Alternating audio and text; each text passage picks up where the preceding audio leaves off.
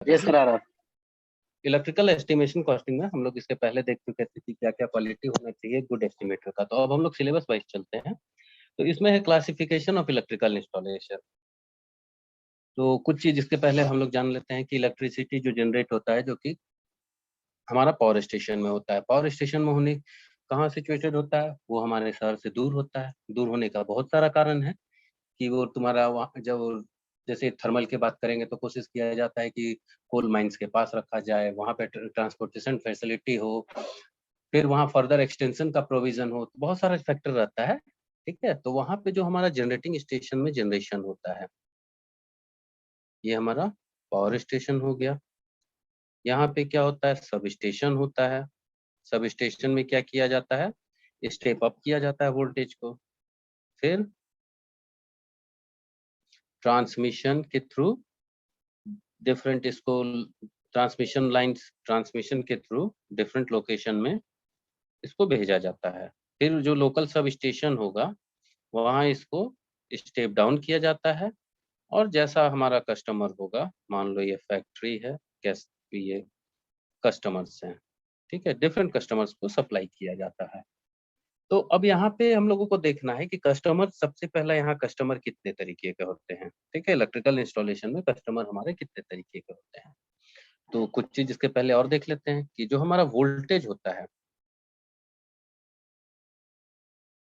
ठीक है, 250 वोल्ट और अगर इससे लेस होगा तो इसको लो वोल्टेज की कैटेगरी में रखा जाता है। लो वोल्टेज के कैटेगरी में रखा जाता है। अगर यहाँ 251 टू 650 वोल्ट की बात करेंगे तो इसको मीडियम वोल्टेज,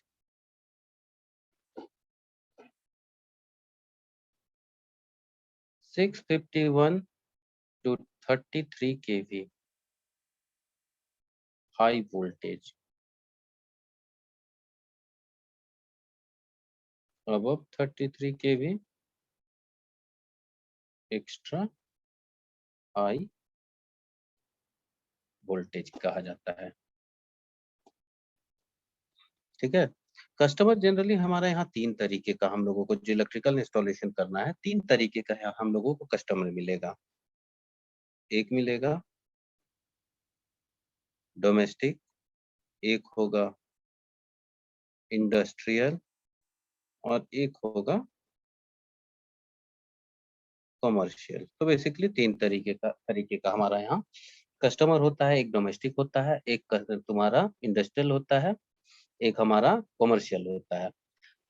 तो एक चीज हम लोग देखते हैं कि घर के आसपास जो हमारा ट्रांसफार्मर होता है, ट्रांसफार्मर में 3 वायर जाता है, 3 वायर जाता है, और उसके बाद क्या होता है, 4 वायर निकलता है। ठीक है, तो जो ये हमारा जो 4 वायर हमारे घर के लोकेलिटी के लिए आता है, इसको बोला जाता है 3 फेज 4 वायर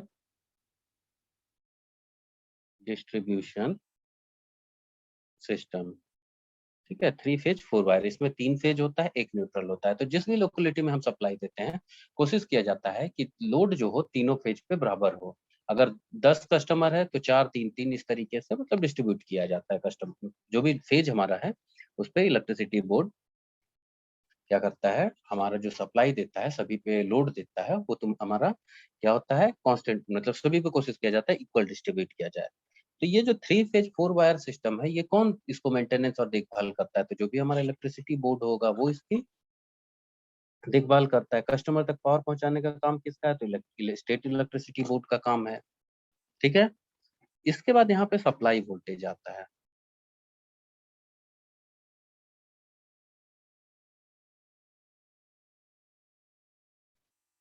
हम लोग अपने घर में देखते हैं, अगर सिंगल फेज सप्लाई है तो ये तुम्हारा 240 वोल्ट होगा, 50 हर्ट्ज होगा, और कितना वायर लगेगा यहाँ, 2 वायर लगेगा। घर में भी हम लोग देखते हैं, जो घर में भी हम लोग देखते हैं सर्विस कनेक्शन जो आता है, जो कितने वायर आता है, तो एक फेज और न्यूट्रल होता है। सर्विस कनेक्शन जो वर्ड हम यूज करें, सर्विस कनेक्शन होता क्या है, तो सर्विस कनेक्शन जो हमारे इलेक्ट्रिसिटी अथॉरिटी के पोल, जो नियरेस्ट पोल हमारे घर से वहां स्टार्ट होता है, एक वायर देखते होगे, और तुम्हारे एनर्जी मीटर पे खत्म हो रहा है वो वायर। मोटा सा ब्लैक वायर यूज किया जाता है, वो तुम्हारे कहाँ स्टार्ट होता है, इलेक्ट्रिसिटी पोल से स्टार्ट होता है और कंज्यूमर के एनर्जी मीटर पे खत्म होता है, वो हमारा क्या कहलाता है, सर्विस कनेक्शन कहलाता है। अगर मान लो हमारे घर पे लोड जाता है तो हमको क्या लेना होगा, 3 फेज कनेक्शन लेना होगा। इसको 415 वोल्ट होगा, सप्लाई फ्रीक्वेंसी 50 हर्ट्ज होगा। यहाँ वायर क्या हो सकता है, 4 वायर यूज किया जाएगा। ठीक है, ये हमारा हो गया एक सिस्टम। अगर मान लो कोई बड़ा है, फैक्ट्री है, ठीक है, ये तो क्या किया गया कि जैसे सब स्टेशन, यहाँ पे हम जो फिगर बनाए, यहाँ पे जो ट्रांसमिशन लाए सब स्टेशन और उसके बाद हम ट्रांसमिट कर दिए। ठीक है, होता क्या है कि घर के आसपास जो हमारा ट्रांसफार्मर होता है, वहां से जो वायर 4 निकल रहा है, इसी से हम लोग सप्लाई दे दिए। लेकिन अगर कोई बड़ा कस्टमर है जिसका अब बहुत ज्यादा लोड है, तो उसको क्या किया जाता है, चाहे अगर हमारा जो नियरेस्ट 11 केवी लाइन हो, 33 केवी लाइन हो, जो भी नियरेस्ट लाइन होगा, हम ये सप्लाई उसको देंगे फैक्ट्री को। फैक्ट्री क्या करेगा, अपने प्रीमिसेस में एक सब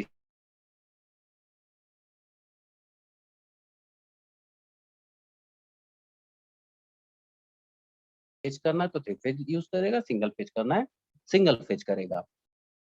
तो यहाँ 2 तरीके का हो गया, एक मतलब जो हमारा सिंगल फेज हो गया 2 वायर से, 3 फेज हो गया 4 वायर से। और एक तरीका क्या हम बताएं कि जो नियरेस्ट हमारा कस्टमर, मतलब बड़ा कस्टमर होगा, फैक्ट्री है, ये सब में देखते होगे, शॉपिंग मॉल है, देखते होगे कि वो अपना एक ट्रांसफार्मर इंस्टॉल रखता है और वो 11 केवी सप्लाई है, उसी को ले लेता है, जो कि 3 वायर होता है। तो कंफ्यूज यहाँ नहीं करना है, अगर हम 4 वायर लिखे हैं तो ये छोटा कस्टमर के लिए हुआ, बहुत ज्यादा लोड रहा तो उसको हम लोग हाई वोल्टेज सप्लाई करते हैं। ठीक है, अगर जब यस हम सर। वोल्टेज हम सप्लाई कर रहे हैं तो वोल्टेज में कुछ टॉलरेंस वैल्यू होना चाहिए, कि ऐसा थोड़ी है कि अगर हम 240 लिख दिए हैं तो उससे थोड़ा सा भी कम होगा तो हमारे लिए वो क्या है, खराब है, वैसा नहीं है। तो वोल्टेज के लिए कुछ टॉलरेंस वैल्यू जो कि सेट किया गया है। ठीक है, टॉलरेंस वैल्यू क्या है, तो टॉलरेंस कहने का मतलब है कि एक सर्टेन जो हमारा रेंज है, ठीक है, उस रेंज के अंदर अगर वोल्टेज रहता है तो वो हमारे लिए ठीक उसे कहा जाता है। मतलब ऐसा नहीं है कि अगर 240 है तो 240 ही रहे, अगर उससे थोड़ा बहुत कम है तो क्या किया जाता है, उसको एक्सेप्टेबल वोल्टेज होना चाहिए according to Indian electricity rule के अनुसार। और इससे ज्यादा वो वेरी नहीं करना चाहिए। तो किससे ज्यादा, वो परसेंटेज ऑफ वैल्यू क्या है, तो हमारा 5%।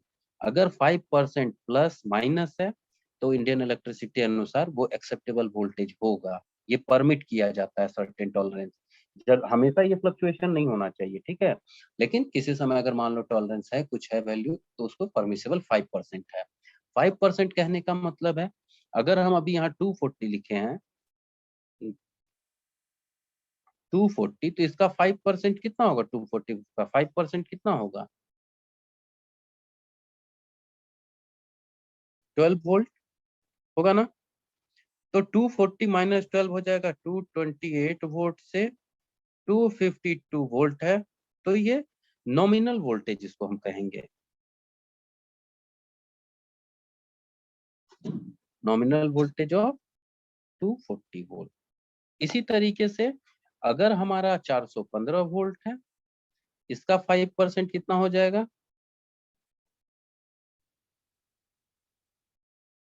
20.5 वोल्ट, यही ना होगा। तो प्लस माइनस, तो ये कितना हो जाएगा, 394 से पॉइंट समथिंग आएगा 435 वोल्ट का। ये किसके लिए है,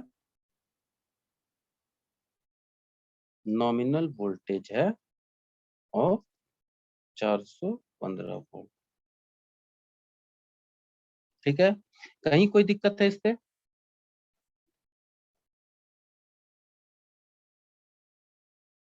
ये समझ में आ गया ये 2 चीज।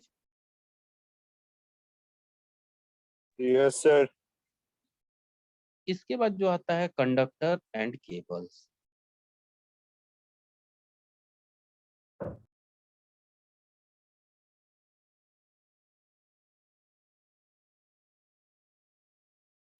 जो हमारा कंडक्टर है must be surrounded by insulation.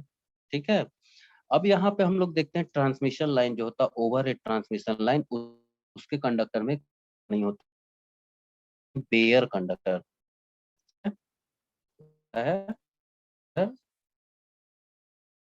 Conductor.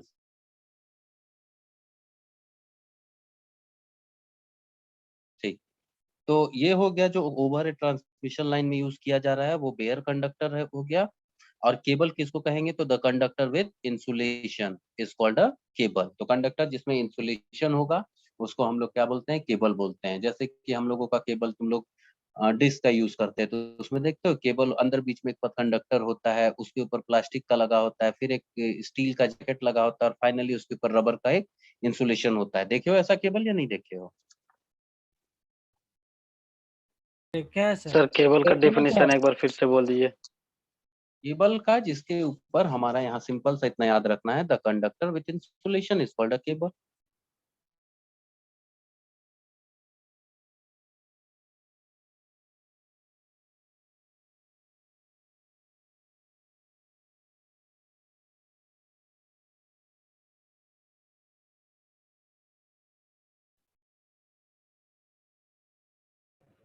Rating में कोड है सर, आईएसएस द्वारा दिया जाता है उसको, आईएसआई द्वारा। हाँ। तो वो रेटिंग सर उसका गुणवत्ता का पता लगता है, क्वालिटी और क्वांटिटी का। ठीक है। अब जैसे तो रेटिंग ऑफ केबल कहने का मतलब है कि जो हमारा केबल है उसका इंसुलेशन होगा, चाहे वो प्लास्टिक है, रबर है, जो भी मटेरियल है, तो वो कितना टेम्परेचर को विथ स्टैंड कर सकता है, मतलब झेल सकता है, किस टेम्परेचर तक को वो झेल सकता है। ठीक है, कितने टेम्परेचर तक उसका इंसुलेशन ब्रेक नहीं करेगा। तो ये सब चीज है। तो फाइनली हम लोग जब मतलब कभी भी घर का वायरिंग करते हो, तो वायरिंग में हम लोग लोड के हिसाब से करते हैं। लोड का मतलब है कि कितना उसमें करंट फ्लो करेगा, करंट फ्लो करेगा तो कितना हमारा वहां पे उसमें केबल का लोड झेल सकता है, ब्रेक ना करे। तो ये सब चीजों को हमको देखना होता है। ठीक है।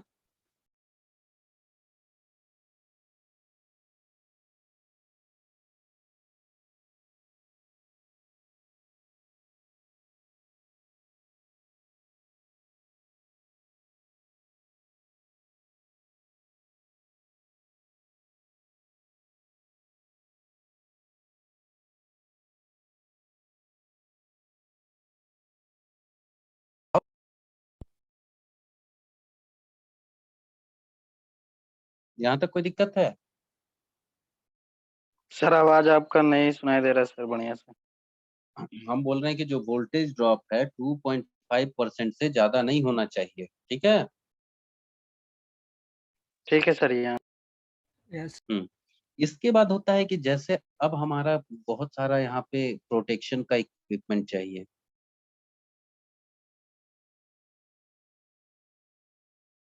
प्रोटेक्शन के लिए चाहिए इलेक्ट्रिकल इंस्टॉलेशन, हम लोग प्रोटेक्शन कर रहे हैं। तो प्रोटेक्शन किसके किसके चाहिए, तो ओवरलोड, शॉर्ट सर्किट, अर्थ फॉल्ट। जनरली हमारा जो घर या फिर हम जो इंस्टॉल करते हैं, यही सब 3 तरीके का फॉल्ट आता है। अगर हम किसी चरी में ओवरलोड लगाते हैं तो घर में देखते होगा कि तुम्हारा एमसीबी ट्रिप कर जाता है, सर्किट कट जाता है। तो वो क्या है, एक तरीके से वो एक प्रोटेक्टिव डिवाइस है, हमारे सर्किट को सेव कर दिया। हम लोग फ्यूज लगाते हैं। फ्यूज क्या होता है कि अगर उसमें ओवर करंट फ्लो होता है, फ्यूज हीट होता है, वो मेल्ट होता है, ब्रेक हो जाता है, वो भी हमारे सर्किट को बचाता है। तो यहाँ पे हम लोगों को इंस्टॉलेशन में क्या लगाना होगा, प्रोटेक्शन डिवाइस लगाना होगा इलेक्ट्रिकल इंस्टॉलेशन के लिए। प्रोटेक्शन किससे, तो ओवरलोड, शॉर्ट सर्किट या अर्थ फॉल्ट आता है, तो इन सब चीजों से हम लोगों को बचाना होगा। ठीक है। अर्थ फॉल सर, अर्थ फॉल कैसे सर आता है? अर्थ फॉल क्या अर्थ होता है? फॉल्ट का मतलब कि अगर पेज कट के इससे ग्राउंड से कनेक्ट हो गया है, ठीक है, तो वो हो गया हमारा अर्थ फॉल्ट। यहाँ तक कोई दिक्कत है? No sir. ठीक। तो जो जनरल रिक्वायरमेंट है इलेक्ट्रिकल इंस्टॉलेशन का, बस यही चीज है हमारा जनरल रिक्वायरमेंट, कि हमको उसमें क्या देखना है। पहले हम वोल्टेज जान गए, कितने तरीके का कस्टमर होता है, तो हम देख लिए 3 तरीके का कस्टमर होता है। डोमेस्टिक होता है, कमर्शियल होता है और इंडस्ट्रियल होता है। अब जो हमारे, हम एक बार रिवाइज करवा दे रहे हैं जो आज पढ़ाए, ठीक है। एक और उसके बाद क्या होता है कि जैसे अब पावर से जनरेशन होता है, पावर जनरेशन के बाद मतलब 11 केवी से 33 केवी में पावर जनरेशन होता है। उसके बाद वहाँ ट्रांसफार्मर होता है जो हायर वोल्टेज में उसको मतलब हायर वोल्टेज में हम लोग स्टेप अप करते, क्यों करते कि ट्रांसमिशन लॉसेस को रिड्यूस करने के लिए। तो जो हायर वोल्टेज में हमारा ट्रांसमिशन होता है, वो देखते हो कि शहर के बाहर में या कॉलेज के पीछे भी देख रहे हो कि एक सब स्टेशन है। तो वहाँ क्या किया जाता है, उसको सभी वोल्टेज को, हायर वोल्टेज को स्टेप डाउन किया जाता है। इसके बाद देखते हो कि घर के पास हम लोग बोलते हैं 11 केवी का वायर है, 11 केवी का वायर कहाँ जाता है, तो घर के पास ट्रांसफार्मर में जाता है। वो ट्रांसफार्मर 3 वायर जाता है, ठीक है, और निकलता है 4 वायर। तो वहाँ पे क्या होता है, 3 फेज 4 वायर सिस्टम कहते हैं। इसमें 3 फेज होता है, एक न्यूट्रल कनेक्शन होता है। और इसके बाद देखते हो कि हमारे लोकेलिटी में जैसे हमारा घर छोटा है, हमारा कम लोड है, तो क्या करते हैं हम लोग, एक फेज और एक न्यूट्रल से कनेक्शन लेते हैं। किसी का बड़ा लोड है ज्यादा लोड है, वो क्या करता है, तीनों फेज और एक न्यूट्रल से सप्लाई लेता है। अब हमारा बहुत बड़ा, मतलब मान लो मेरे पास फैक्ट्री है, इंडस्ट्री है, तो हम लोग क्या करेंगे, 11 केवी 33 केवी जो भी हमारा नियरेस्ट हाई ट्रांसमिशन वोल्टेज होगा, उससे उसको सप्लाई दे दिया जाएगा। वो क्या करेगा, अपना ट्रांसमिशन, सॉरी, उस वायर से अपना सब स्टेशन इंस्टॉल करेगा, और वो क्या करेगा, वहां पे उसको स्टेप डाउन करके जैसा रिक्वायरमेंट होगा उस हिसाब से वायरिंग करवाएगा अपना। इसका जो सप्लाई वोल्टेज होता है, सप्लाई वोल्टेज अगर हम बोल रहे हैं 240 बोल रहे हैं सिंगल फेज के लिए, 415 वोल्ट बोल रहे हैं 3 फेज के लिए, तो ऐसा तो नहीं है, इसमें थोड़ा बहुत फ्लक्चुएशन हो सकता है। तो फ्लक्चुएशन हम लोग को कितना वोल्टेज दिया गया, तो 5% according to Indian electricity rule. तो दोनों का हम लोग 5% निकाल के यहाँ रेंज देख लिए नॉमिनल वोल्टेज का। कंडक्टर्स और केबल, अब हम लोग देखते हैं ट्रांसमिशन लाइन में जो कंडक्टर होता है बिना इंसुलेशन का होता है, उसको बेयर कंडक्टर बोलते हैं। केबल क्या हो गया, जिसके ऊपर इंसुलेशन होगा, ठीक है। रेटिंग ऑफ केबल, अब जो हमारा रेटिंग है केबल का, जो इंसुलेशन उसके ऊपर है, तो इंसुलेशन का भी एक क्षमता होगा कि उतना ही हीट जनरेट कर पाएगा, तो उसके हिसाब से उसका रेटिंग केबल का किया जाता है, उसके इंसुलेशन का किया जाता है।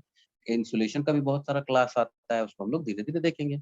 इसका जो हमारा वोल्टेज ड्रॉप होगा, ड्रॉप के लिए भी हम लोग कितना रखेंगे, तो 2.5% से ज्यादा परमिशेबल नहीं है वोल्टेज ड्रॉप किसी भी केबल में। इसके बाद हमारा प्रोटेक्शन डिवाइस हमको लगाना होता है। प्रोटेक्शन किससे किससे लगाना होता है, तो ओवरलोड से लगाना होता है, अर्थ फॉल्ट से और शॉर्ट सर्किट से हम लोगों को प्रोटेक्शन करना होता है। तो ये हमारा जनरल रिक्वायरमेंट था इलेक्ट्रिकल इंस्टॉलेशन का, कि इन सब चीजों की मदद से हम लोग जो भी आगे इंस्टॉलेशन करेंगे कस्टमर के में, चाहे वो कमर्शियल इंडस्ट्रियल हो या डोमेस्टिक हो, इन्हीं की मदद से इनका इंस्टॉलेशन किया।